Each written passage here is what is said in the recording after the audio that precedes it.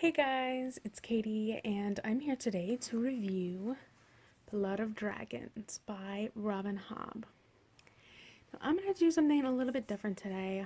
I'm going to do the first half of the video as a spoiler-free review, and then I'm going to use the second half of the video to talk about spoilers and speculation and things that I am very curious or want answered in the sometime in the next 3 books because that's all I've got left. And so let's get started with the spoiler-free portion. So for those of you who don't know what this book is really about, it's for the first thing you should really know is it's the fourth book in the Rainwild Chronicle quartet, and it is the 13th book in the overall series, which is called The Realm of the Elderlings. So you have a long way to go before you get to this book, but this follows the same characters we've seen throughout the entire quartet, and they are Thymara, Leftrin, Elise, Cedric, and all of the other keepers. And then, of course, we see our dragon friends. And then we also get some interesting little reunions with people that we saw in the earlier in the series. And of course, that was really interesting and really exciting. But basically what this follows is mostly the keepers have found the city of Kelsingra, and they are starting to get their lives in order, and the dragons are getting stronger again. And it's just kind of briefly what happened there.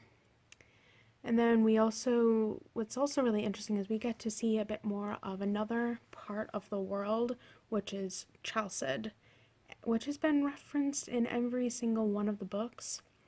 But we get to see a little bit more of what their culture is like. Not as much as I would have liked, but we get to see more of that world, which I really enjoyed. But as I said, I can't really tell you much without spoiling everything, but basically this book follows what happened in the previous 3 books, and also starts to tie or continues to tie things together from earlier series or the earlier books, which was really exciting. And I'm really looking forward to getting into the Fitz and the Fool trilogy, which is going to break my heart, but I'm going to love anyway. And we'll see what happens. But that about wraps up the spoiler-free portion of this review. So if you haven't read these books or haven't caught up to this point, I'd highly recommend that you leave or come back when you've read the other books. We're going to get into the spoilers now. So for those of you who are leaving, bye. I'll see you in my next video. Feel free to, as always, follow me on social media and comment and whatnot. But I'm going to get into some spoilers. So let's get to it. Okay, guys. So, wow. This book is really starting to tie the former series together. I mean, we get to see Malta and Fran is on his death's door, and then Tintalia saves him because, elderlings get shaped by their dragons, and wow, that's really awesome. But also, poor Malta and Rain, like, my poor sweet children. They had to go through so much in order to save their son, and when they were like on the verge of thinking that Tintalia was gonna die or already dead, my heart was just breaking. And I'm really excited to hopefully get to see Fran in the later series, but we'll see. But let's talk about Silver, because I have questions and things I want answered about Silver. Like, okay, first of all, they found it, and that's all like great and whatnot. But also, they talk about how humans can't touch or ingest or whatever silver. And I was just thinking the whole time of Verity with his dragon and Fitz and even the Fool, because the Fool had his hand was silvered, and he's the one that they bring up the touch of Malta, the silver that she has on her neck, I think it is. And I'm just like, the Fool slash Amber did the thing, and I'm just I've just so many feelings about that whole thing. But also, what the hell is Fitz? Is he an elderling? When him and Verity can touch silver, and I mean, well, maybe the only thing I can think of is because they're pouring their memories into the stone dragon, that they know that they're gonna die anyway, and so they just don't care. I just want to know what the hell Fitz's deal and how he ties into the mystery of silver, and that's so. I feel that's going to be really important, or it should be really important. I want to know more about that. So I don't know. I'll be curious to see what the deal with Fitz is in the question mark last series, and see if we get some answers to the mystery of silver, because that's just been building the last couple of books. And I'll be curious to know what happens more. The idea of the elderlings going into the memory stone and they kind of like take on the persona of someone else.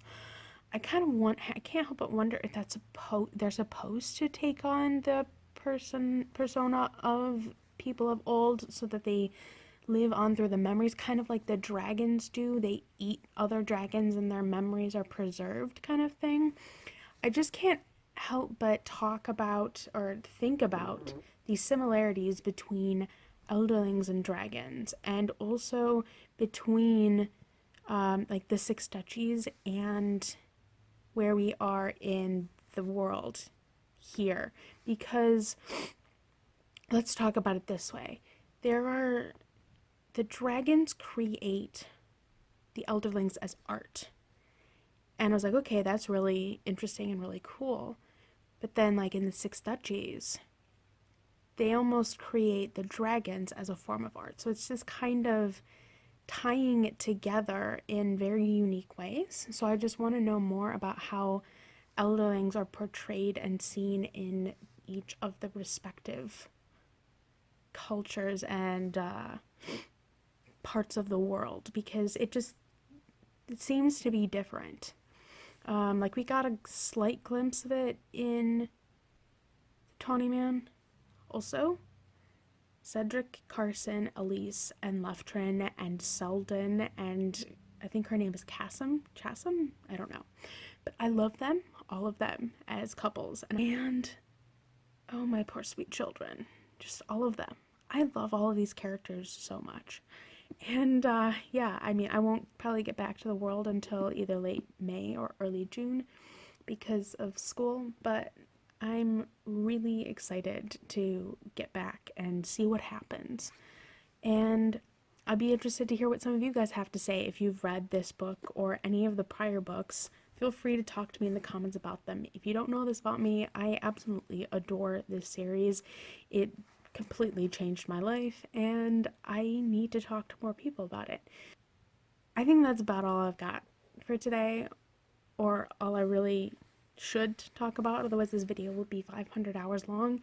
But yeah, so that's all I'm gonna talk about. I'm gonna leave it there. So, as always, feel free to like, subscribe, comment, follow me on social media. I have a Twitter and a Goodreads, which are both linked below.